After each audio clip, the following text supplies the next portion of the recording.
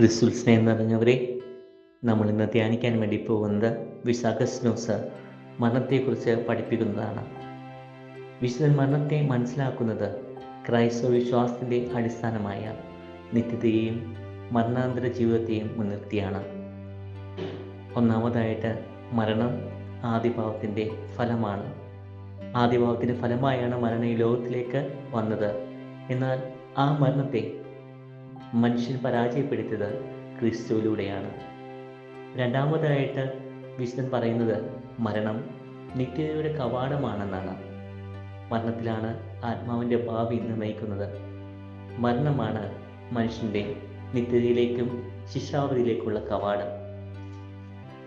മൂന്നാമത്തെ കാര്യം, മരണത്തെക്കുറിച്ച് വിശുദ്ധൻ പറയുന്നത് മരണത്തെക്കുറിച്ച് ഒരു മനുഷ്യൻ എപ്പോഴും ധ്യാനിക്കണമെന്നാണ്.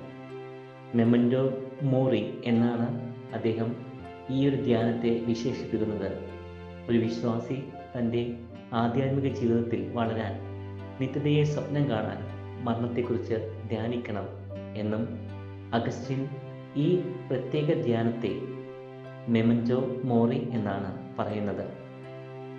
നാലാമതായിട്ട്, ഉദിതനായ ക്രിസ്തുവിലാണ് മരിച്ച വിശ്വാസികളുടെ പ്രത്യാശയെന്ന് വിശാഖസ്നോസ് നമ്മളെ പഠിപ്പിക്കുന്നു.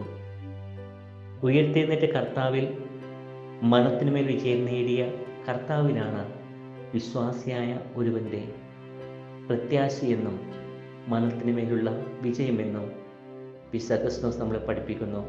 ഉദിതനായ ക്രിസ്തുവിലാണ് മരിച്ച വിശ്വാസികളുടെ പ്രത്യാശയെന്ന് വിശുദ്ധൻ പഠിപ്പിക്കുന്നത് അതുകൊണ്ട് തന്നെയാണ്. അവസാനമായി ഒരു കാര്യം കൂടി അഗസ്റ്റിനോസ് പഠിപ്പിക്കുന്നുണ്ട്. അഗസ്റ്റിൻ മരണത്തെ കണ്ടത് മനുഷ്യനെ മാറ്റാൻ കഴിയുന്ന ഒരു വലിയ ശക്തിയായാണ്. മരണം ഒരവസരമാണ്.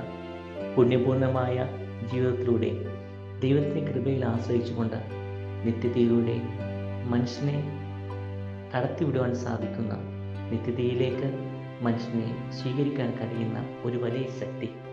അതുകൊണ്ട് വിശുദ്ധ അഗസ്റ്റിനോസ് തൻ്റെ ആധ്യാത്മിക ജീവിതത്തിൽ എപ്പോഴും പ്രാധാന്യം കൊടുത്തത് മരണത്തെക്കുറിച്ചുള്ള ധ്യാനത്തിൽ തന്നെയാണ്.